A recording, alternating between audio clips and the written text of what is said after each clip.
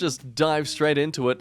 Story title right here. My 26 female boyfriend who's 27 bought my sister, who's 5 years younger, lingerie. How should I approach this? Now, why do you think he might buy his sister lingerie, Emily? What do you think the excuse might be here? I mean, maybe she had a job interview at Hooters. Yeah, no, totally. Preface, my sister and boyfriend are very close. He pays her rent and gives her spending money while she's finishing up her schooling. They both went to the mall to grab items while I'm out with a cold, and she came back and told me my boyfriend had paid for some lingerie sets she has been eyeing. This is the first time I heard of her talking about this, and I'm a bit confused. I haven't talked to my boyfriend about it, but need some advice before I talk to him. Okay, so it sounds kind of innocent in a way. The good news is, your sister has a sugar daddy to take care of her. The bad news is, it's your boyfriend. What is the reason as to why the boyfriend's paying for rent and giving her spending money? Yeah, when did this arrangement start? Were you already dating him? Mm-hmm. And he was like, oh, lost little girl, let me help you. Lost little girl, let me help you. Well, we have an update anyway. It's a short story, so easy to get straight to the updates. Update onto the story. Sat them both down and talked about A, setting boundaries. My boyfriend mentioned he did not pick out the lingerie. He waited outside while she picked them out, and he's not doing this again. And B, her getting a job and getting roommates, so my boyfriend does not have to support her. My boyfriend will still help her financially while she finds a job. I don't think there's anything wrong with that, but will stop once she finds one. I'm still so surprised you guys think him paying her rent is the absolute worst sin. This is why there is so much divide in the world. We all don't like the idea of helping someone out. Just take note of that last sentence. That absolute positive vibes she's sending out to the world, and watch them get destroyed. I just want to know how this arrangement came about. Yeah. So here's the top comment with this one. Him helping her out is not the issue. If he were just contributing to her bills because he was wealthy and wanted to help someone his girlfriend loves, that would be one thing. Taking her shopping for sexy underwear and giving her spending money is what makes this weird and colors the entire situation of him paying her rent differently. He's behaving like a sugar daddy, not a concerned benefactor who sees her as a little sister. It's like if I stopped to help you with a broken down car. It's me helping you out. But if I start massaging your shoulders, the dynamic changes, and suddenly the whole act of stopping doesn't feel like an act of altruism anymore. I see from your previous comments that you're currently looking for a job. Is he supporting you financially in the same way, giving you spending money and buying you expensive lingerie? And scrolling down, yes, the OP does confirm. Consider that, blah, blah, blah. Yeah, yes to both. Yes, that is true. That's awesome. You and your sister have the same sugar daddy. Very wholesome. Yeah, she's going back here in a couple of years with some. My husband has been sleeping with my sister for 10 years and has fathered 6 kids with her, and I just found out. What do I do? Yeah, interesting. So let's move on to the other updates. So, they seem to just make posts rather than comments, but hey, I'll take these posts. Here we go. I invaded her privacy, but found pics of her in the lingerie set my boyfriend bought, and said pics were sent to his WhatsApp. I'm currently not with him, so I will break up with him in a few hours when I see him. I'm not sure how to talk to my sister or tell this to my parents. So what do you know? Wow! Who would have seen that coming? The reason he's bought her the lingerie is so he can see her in it. Gee. Did the parents not have a say in this? I guess not. I guess they'll just take what they can. Oh, come on. Now, it's such a shame because the post was removed by relationship advice, so we can't actually read what the story was, but yes, finding out they were sleeping together. We have to just dig through the comments and try and find what the story was about. Here we go. Okay, so this comment goes on to, so at 22, she decided the search for love was so desperate and hopeless that her only option was destroying her sister's relationship and supplanting her. Did your sister ever watch Silence of the Lambs and say, you know what, that Buffalo Bill person has a point? Has she always been somewhat insecure or self-deprecating? It sounds like she's latched onto the idea of you as good and herself as worthless and is trying to ignore those feelings by pretending to be you. Sure, she could probably improve if she did similar things to you, OP, but she's already seen your exact decisions work out great. Sure, she makes those same exact decisions too, then it'll work out great for her too. What? Okay. I am so glad you have a good friend to help you through, because she's going to stay with her friend's place throughout all this. What an awful thing to happen to you, and oh my god, what Schmidt people your ex-boyfriend and sister are. Oh, those poor dears. She needed help with her virginity. And your poor sister was just so jealous. Boo-hoo for them. I can't even bring out my smallest violin for them. Yeah, with the OP does mention a comment. Yeah, helping her out because she's a virgin. And OP says, He wanted someone pure. ugh. From what I'm guessing, he wanted someone pure, which is so nasty. So more like helping himself. Wow. Wow. Yeah, so overall... From what we can read, it's definitely a disgusting display by this sibling. And absolute shame on them. Am I the a-hole for how I reacted after my brother put my dog down? I'm a 19-year-old female and I adopted Remy, the sweetest pit bull mix, last year. She had her fair share of health and behavioral problems. She was never aggressive, just hyperactive and destructive. We worked through those and she blossomed into a well-behaved and sweet dog. She was one of a kind. She loved hugs, was always down for a cuddle, and overall my best friend.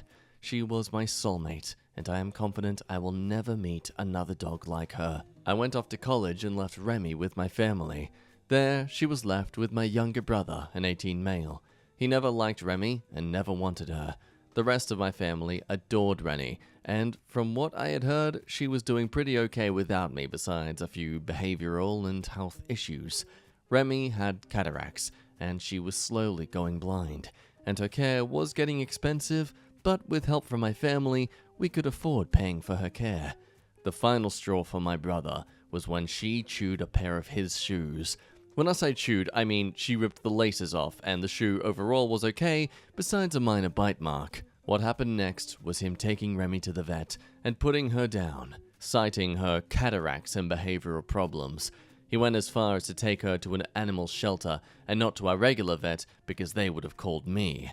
My family was furious with him, and when they eventually told me, I promptly threw up and passed out. What occurred next is a bit of a haze, but I remember speeding down from college to my home, walking through the front door unannounced and kicking my brother in his groin. He fell to the ground and I began hitting his groin and neck repeatedly. I did not stop and he did not fight back. I think he knew he fricked up. He did seem remorseful. I didn't care. I broke his nose and his chest and neck are badly bruised. I did not stop there. This is where I may think I am the asshole. After my family pulled me off, I grabbed a baseball bat and sugar and destroyed his car. My brother had a vintage car he put lots of effort into. I popped all 4 tires, smashed every window to bits, and poured sugar into his gas tank. I took a knife and cut all the leather he had worked so hard to hand-stitch back together. I then took his PS4 and threw it out the window along with his monitor. He was distraught and called me a bit of bitch for destroying his things. He can get new items. I will never get my girl back. I disowned him as a brother, but my parents think I'm being too harsh. They told me he deserved the beating, but destroying a car he put so much effort in was too much. I put effort into raising and training Remy, and all that is gone. I feel so directionless right now. I haven't been able to sleep, and I keep finding her little hairs all over the place. Every time I see my rat of a brother, I feel like bashing his head in. Whatever the verdict is, I do not regret it. I miss her. She was only 2. So am I the a-hole? Yeah, right. So, basically, person's dog gets put down, and so you beat them the hell up. What would you do, Em, if you had a darling pet that a sibling decided to take into their own hands? Would you go in a slight murder spree against them? I think I would do it in a more tactful way. Oh, yeah? And it would just be like constant emotional and mental abuse. So you'd make them suffer more of like a long, slow burn. Yeah, I like that. That's a bit more meaningful. It's a less of a, what do you call it? It's less of a reactive tactic too. It's, you'd actually have to think it out and plan it. There's a bit more spice to it. That's the difference between your parent yelling at you and your parent just looking at you with a calm, I'm not mad, I'm just disappointed. I've owned a few budgies. One of them I let out of the cage when I was a kid, and I wanted it to be out next to me while I was playing Spyro the Dragon. And I also had a cat. I was 8 years old, so I can be excused for being a stupid idiot and letting my bird just roam around freely in the living room while I have a cat. But yes, the cat ate the bird, and I cried. We'll now move on to some of the classic examples as to why the hell are you married to this person? Welcome to, am I the a-hole for getting mad at my husband because he laughed when I told him to reheat his own dinner? For context, I'm a stay-at-home mother with 2 kids, 3 years old and 6 months old. My husband is an ambulance driver. He works odd hours and comes home unexpectedly. He expects dinner or lunch ready whenever he gets home, whether I'm sleeping or busy with the kids. It's exhausting, but I do it because I know how hard he works. After struggling with this for so long, my mum suggested that I start pre-making meals so that dinner or lunch can be ready when he's home. All he's got to do is just reheat it. I immediately got to it and went grocery shopping. I spent an entire 2 days making meals and storing them in the fridge. His response to this idea is, whatever. I was sort of relieved because now I could sleep properly. The kids' care won't get interrupted, etc. Well, at 11 p.m. last night, he comes home while I'm sleeping after putting the baby to sleep. I wake up to him shouting from me from the living room. I rush out and ask what was happening and tells me he's hungry and wants dinner. I tell him it's in the fridge and it just needs to be reheated and he didn't have to wake me up for it. He tells me I need to go reheat it for him. I say no, not happening, and he needs to reheat his own dinner. He starts laughing sarcastically, which got me mad. He then tells me I'm ridiculous to assume that after working non-stop for an entire shift that he should be expected to do a chore, aka reheat dinner himself, when I'm here and I can do it. I start arguing with him after he complains I'm not doing enough and refuse to reheat it. Then I go back inside the bedroom and shut the door. He comes an hour later yelling about how I've basically made him almost pass out from hunger just cause I'm petty trying to prove a point. I tell him he's being unreasonable to expect me to reheat his dinner when he could do it himself.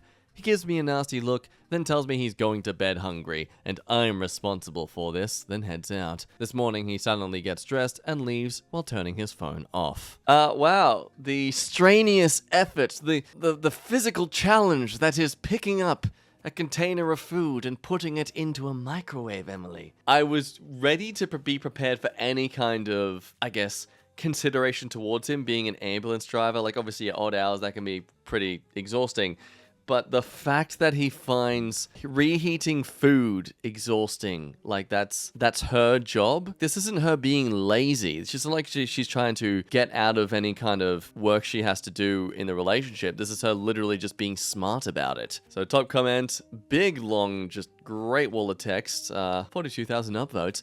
Let's see what it's trying to summarize here. Obviously, Nata, stop, red flag. This is not about food. This is about control. This is about respect. What is your dynamic that he feels is acceptable to be yelling where he could wake up children? And why does he feel it's acceptable to yell from a different room to wake you up? This is the behavior of a child, not a full-grown adult, nor a respectful adult. If everything you said is true, then I have to ask, why are you in this relationship? He's yelling from another room, throwing a hissy fit to wake everybody up in the house and get attention. Then he's punishing himself and won't eat in the name of being angry with you. Yeah, definitely a case of someone just wanting to have that sense of power over you, not so much actually wanting to find a way to make this relationship have good balance. Looks like everyone's pretty. Oh, never mind. Ooh. I mean, that's okay. This is kind of true. Every time someone complains about the significant other on here, it's a chorus of divorce advocates. Well, to be fair, if you're taking your marriage to Reddit, it's probably not in a good state. Either way, I think it's obviously not the a-hole. Again, she's been smart about it. He just can't handle the fact that she's found an easier way to do her part of the relationship. He can go send himself to the hospital after she's done busting his nuts in. Now, our next story moves on to the kind of advice you would least expect from someone who is your a boyfriend's own parent. My boyfriend's mum is warning me about him. I, 24 female, have been dating this guy, who's 26, for about 5 months now. I work at a restaurant and his parents are regulars, so I have a pretty good relationship with them, and so do my close friends that I work with. I just got back from a 1-week vacation with my boyfriend, and I saw a different side to him. Very childish, insecure, and immature. While I was away, his mum spoke to one of my best friends at work, and in life, and warned her that things won't work out between us because of the way he is. She says I'm too good for him, and too mature, and she worries that he'll drag me down. Since the start of our relationship, she always made jokes here and there, and that I was too good for him, and how lucky he was. But now, it seems like a real warning. I'm really questioning what to do right now. I obviously care about him and want to give him a chance to change the behaviors I told him I didn't like and that were a problem for me, but I also have a feeling like he won't change because he never takes accountability and lacks self-awareness at times. I'm slowly checking out day by day, and I'm not sure whether I should continue to let this play out or just end it sooner rather than later, especially to protect his feelings because he's much deeper in this than I am. Top comments saying, I dated a guy who was an alcoholic. His father was also one. His mom told me to get out before I was trapped like her. When a mom says it, believe it. Yeah, I feel like if your partner's mother is saying these things about you, like that's the last person you'd expect in your significant other's family to say, run, leave. Like a mother saying these things about their own male child? I mean, at most you'd have like a, what's that, Jocasta complex, that's it. If that's what the mother's saying, you should kind of just bail. Would that not be the best option? Am I the a-hole for walking out of my friend's wedding? Okay, so my friend has been planning her wedding for nearly 2 years, and she wanted me to be a bridesmaid. Some things have gone down over the last couple of years. A lot of her friends drifted apart. Some wouldn't be able to attend for medical reasons, and she fell out with a few. Out of the 9 bridesmaids she had originally planned, only me and 3 other girls were attending. Day of the wedding was hectic. Bride got overwhelmed, so myself and the other 3 bridesmaids basically whipped everything into order while she calmed down. Her hairstylist had cancelled, so I reached out to a friend of mine and asked her if she could swing by last minute to help out. She did her hair, and apparently the bride didn't like it. The bands she was using were coffee-colored, not white. She didn't have white. And the bobby pins didn't match her hair color, and the ribbons weren't curled right. At one point, she said to my friend, "Are you an idiot?" And I'd heard enough. I understand that it was stressful, but there's no need to name-call someone who got all of their equipment last second and drove over 20 minutes to an event of someone they didn't even know. As a favor, not even paid work, though I did offer. Wow, so not only is this person doing this for free, but they were offered money.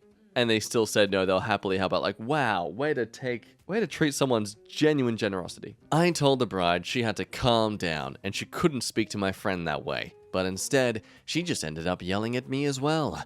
I told her we were all doing the best we could, and she called me pathetic and said it was outrageous that I'd be lecturing her on the most important and stressful day of her life. She said she had half a mind to cut me as a bridesmaid, and so I told her I'd save her the trouble and left. Oh, they don't realize the power that these people have around them. The aftermath was insane. I had the other 3 bridesmaids calling me to tell me I was an a-hole and was so selfish I couldn't put up with a little attitude for a few hours because she was stressed.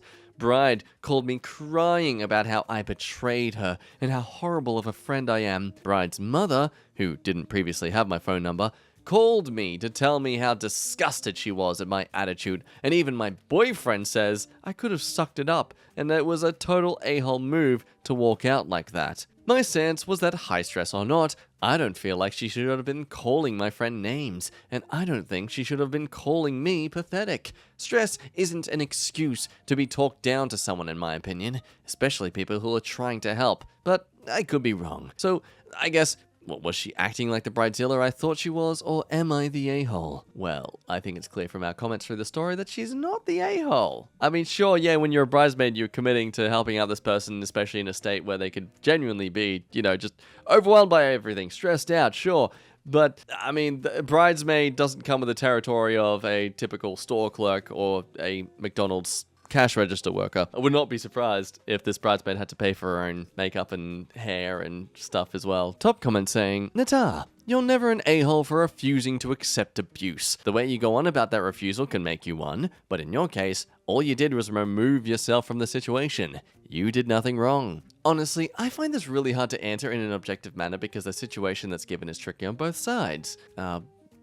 That's a lot of text to read. Personal input, I'm someone who can suck things up because I feel for the other person a lot and always keep my mind focused on the way they behave, the way they do in each situation, so I can handle unfairness when it comes to my friend being stressed. That she called the bride out was totally okay, and the right thing to do is, and I totally see why you didn't want to have her attitude. I mean, who wants that? But let's look at it from her perspective just a little. She was completely stressed, nervous, about to be wedded. Her wedding was already not going the way she imagined it to be, and then she didn't even feel beautiful with her hairstyle and overall look, though that's one of the most important things for every bride. I just think it was the last straw. Every one of us experiences such moments. Again, sure, you can have an emotional moment, but Her emotional moment was being upset. Beyond that, her deciding to go after the bridesmaid's friend for the hairstyle and stuff, that's when you're just being outright disrespectful. Like, you're allowed to say, hey, no, look, I hate this, but you can't be like, I hate this, you're pathetic, you were terrible at what you did, you ruined everything. Like, no, you don't get to have a free pass to express that to people. But see, then she wouldn't have had anyone to blame but herself. And she can't do that. She can't, acknowledge that she's the problem here. No, she's getting married. It's never her fault. Next story is a great lesson into what healthy boundaries are. These are the best boundaries to have in a relationship. Isn't that right, Emily? Absolutely. Yeah, these are like, if you need to know what healthy boundaries are, abide by this story. When is a partner's boundary too much? My partner is a very sweet person. So, of course, in Reddit lore, that means they're not going to be for the rest of the story. They are very kind and gentle, but they are extremely insecure. They have a huge fear of being left behind or cheated on or me finding someone better. Totally okay, totally normal. It's not normal. It's not. I go out of my way to make sure they don't feel scared. Some of my ideas, like... Oh, so these ones are actually some of her own ideas as well. Wow! What an excuse you'd make towards yourself to justify them having this power over you. Never gonna do drugs with people that you don't know. Okay, well, that's... Yeah, that's actually kind of understandable. Never letting someone sleep over unless they know your partner. Not gonna post thirst traps. That's actually an interesting one. Would not wear too revealing clothing. Would not hang out with friends without telling you. Would answer every question about who I am texting and why. Yeah. Like thirst traps, yeah, I totally understand that and would be very thankful for that. Though at the same time, if that's just someone's way of expression, again, it becomes that whole just understanding that person in general.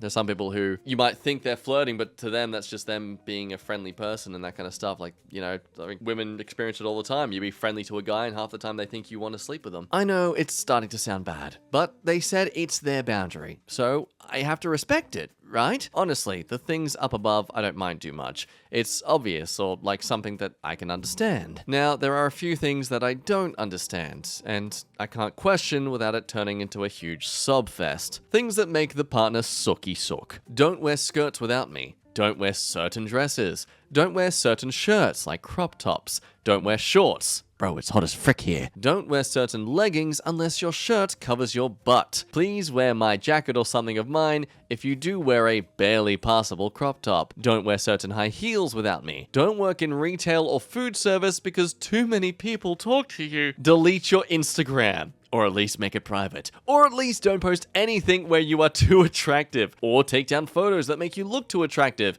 Me sitting down with leggings, or a picture with my face and dressed up for prom. And unfollow anyone you don't really care about. And make sure people that you don't care about don't follow you. Block all creeps. I get this one. Oh, well, thank gosh she's being reasonable to some degree. That completes everything. Tell me who you were texting and show me their profile photo. This is why I'm glancing at someone or people watching for a second. Don't look or check out anyone but me. Don't masturbate without me. They do realise that that's a solo act, right? Just stand in the corner like, wait. Did I hear the sound of two fish being slapped together? Don't watch these shows without me. Not like we are finishing a series together way, but there's too much nudity. Don't go on phone calls for too long, especially when I can't hear them. Don't go out drinking, bars, clubs, nightclubs without me, even if you are going with parents. My parents like to take me to bars. Well, no, bars are okay. Okay, I thought for a second I was thinking like nightclubs, like raves and stuff. Like, yeah, well, I mean, they're kind of cool parents to let you do that, but at the same time, maybe helicopter parents? Don't make crude jokes around people I don't know. I love crude sexual humor and ask for consent with the people around me before I make it, but they mean like stop flirting with them through this kind of humor, even though I love these kind of jokes. Wow, it's almost as if you actually shouldn't be with this person because they don't match your energy. Other things like don't wear too much makeup. Why are you trying to attract someone else? Are you trying that? Or are you just trying something new because you are tired of me? Don't dye your hair. Why are you trying to attract someone else? Are you trying that? Or are you just trying something new because you were tired of me? Why are you working out so much? God damn it.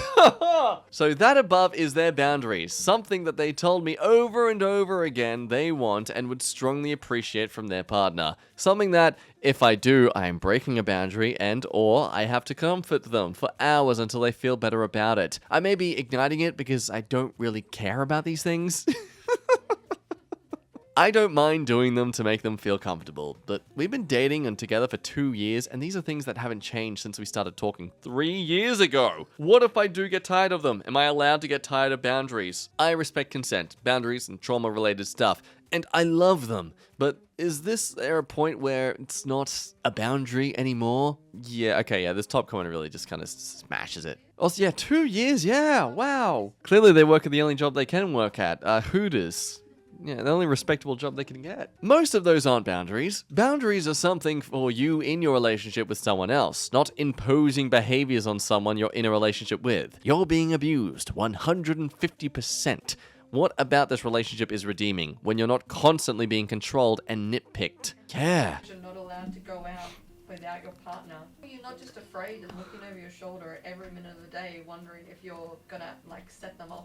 Like, bro, you're allowed to be insecure about things. That's totally valid. You're allowed to express those things. Very good. Good on you for being open enough to admit these things you're uncomfortable with. There's a thing you're missing when it comes to that, openness and honesty, is you actually sorting your own schmidt out as a result. Like, you can say, hey, I'm dealing with these personal insecurities of mine about my trust in my partner and women. That doesn't mean that she's not allowed to do any of these things now. It means you have to be like, okay, just give me time and understanding, and reassurance that you're doing these things because of this and not because of what I'm making myself believe, because I think that every other guy out there is better looking than me and a better choice than me. So, he's clearly just not wanting to improve himself and just wanting to, control her as much as he can because he realizes he's actually not worth schmidt. And clearly you're not. Sorry, you just made it obvious for yourself. What does he bring to the table? What do they bring to the table? He brings clarity. He brings simplicity, babe. By her not having to think too much about what to wear, how to dress, what to put on herself, he's making life easier for her. See, he's a feminist because he's making her not have to wear makeup or wear sexy clothes. By restricting her ability to choose, she gets to choose to be a free woman. That's the logic here. Yep, I should use they. Oh, are they non-binary? Oh, good point. Oh, I mean, it still doesn't change the fact that this person's an asshole. But yes, good point. I didn't notice that. Oh, cis straight brain corrupting and assuming too much. I've made an ass out of just mainly me and me. Let's move on to the best parent in the world. Absolutely, I'm not being sarcastic. Am I the a-hole for cancelling my daughter's birthday and making her call her classmates to explain why? Here is the situation. My daughter Abby just turned 11 and was supposed to have a birthday party last month with the girls in her class. She is autistic and has ADHD that we haven't found the right treatment for. So, she struggles to make friends, and this would have been the first non-family party she has had. In the last 2 months, Abby went to 2 other birthday parties where the whole class was invited, which is why she asked to have a larger friend party this year in our backyard. Unfortunately, because of the timing, Taylor, her best friend, wouldn't be able to make it because her family was out of town. The day before the party, I was letting Abby use my phone to give her classmates the time and location information, and I overheard this exchange. Other girl, is Taylor going to be there?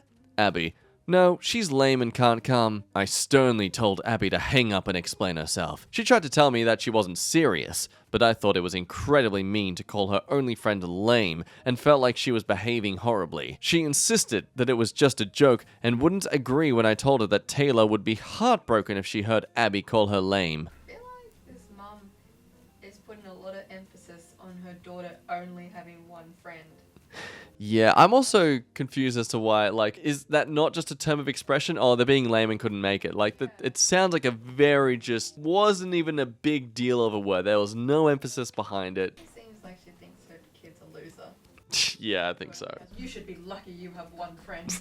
And you called her lame. Because you're not going to get anything else, because you're disgusting and I hate you. I mean, people will hate you. I felt that she didn't deserve to have a party if she couldn't cherish her friend, and decided to teach her a lesson. I made her call all 12 girls that were invited, including the ones she had already called to tell the information, and explain to them that there wasn't going to be a party after all, because she was being punished for saying something rude about Taylor. She was appropriately embarrassed and cried a lot, and I think definitely learned her lesson. She doesn't have friends, and yet 12 girls coming to a sleepover. I never had that many people come to a sleepover. I love how this is her learning her lesson and not her learning that you as the mother are just a very harsh and cruel parent. So I felt like this was done and dusted. But Taylor came over last weekend for a sleepover, and I talked to her mum for a bit after a drop-off. She told me she heard about what happened because the other parents had been discussing my punishment and thought it was too harsh, and insinuated I should go easier on Abby because she was a sweet and sensitive kid. I wasn't expecting this, so I brushed it off until she left, but got annoyed that other parents are judging me for my actions when my kid did something that was not sweet or sensitive. When Taylor's mother returned to pick her daughter up, she again laid it on thick how much Taylor liked Abby and how she was glad they were friends. And I said, yep, and now Abby knows to treat her friends well and not to take them for granted. It got awkward when Taylor's mum kept gushing about Abby and low-key implying that she didn't deserve to be punished, and I snapped back, well, I guess you and everyone else knows how to parent better than I do. She's committed, really doubling down on her logic. I am still seething over this and want to know if my actions with Abby and with Taylor's mum were warranted, because I feel like everyone else is taking crazy pills. Now, quite a few big of an edit, because everyone thought they were the a-hole, so let's see her justification. Edit, I have said in multiple DMs, but I will say here as well that I was wrong and I am disgusted with myself. Yay! She can, oh, look at that. Reflective. I will clear up that Abby does go to weekly therapy, but we haven't seen a psychologist or done family therapy since she was 8. I was also suspected of having ADD as a child, but my parents didn't do much to investigate after one type of medication to fail to help, so I don't think about it that much and don't know if that's relevant. I sat with Abby after supper and apologized for my actions and enforced that she is a good kid and a great friend to Taylor. She started tearing up and told me she was hurt that the other girls asked about Taylor because apparently some kids had said they wouldn't go since Taylor wasn't. Abby felt guilty because while she was just joking about Taylor being lame, she was hurt that they liked Taylor and not her. I hadn't even considered this, and I'm heartbroken for her that I kicked her when she was down. She is a sweet and sensitive girl, and I'm very lucky she forgave me. I will be looking into family therapy and connecting with the school to fix this, and told Abby she has a week to decide how and with who she wanted to celebrate a belated birthday. Thanks to everyone who advocated for my daughter when I failed her. Good! Wow, she really did kick her when she was down. People were willing to not go to the party just because Taylor wasn't going to be there. Like, Abby wasn't the ringleader of the group here. She was the one who was desperately trying to hope people would come just because Taylor was going to be there. And when she wasn't, she's like, oh, it's fine, guys. No, it'll still be a great time. Ah, poor kid. But a-hole mum. But good she's learned. Good. That's progress. We like that here. Well, my friends, that is the end of today's stories. Thank you as always for sitting your butts down and listening to us ramble and laugh at them. If you did enjoy your time, please like this video to show your support, and make sure you're subscribed too with that notification bell clicked on so you're always updated on these definitely always on-time videos that are uploaded to you. Yes, isn't that correct, Emily? Yep. Anyway, love your faces. Thanks as always for watching. Say goodbye, Emily. Bye. I'll see you next time. Bye-bye.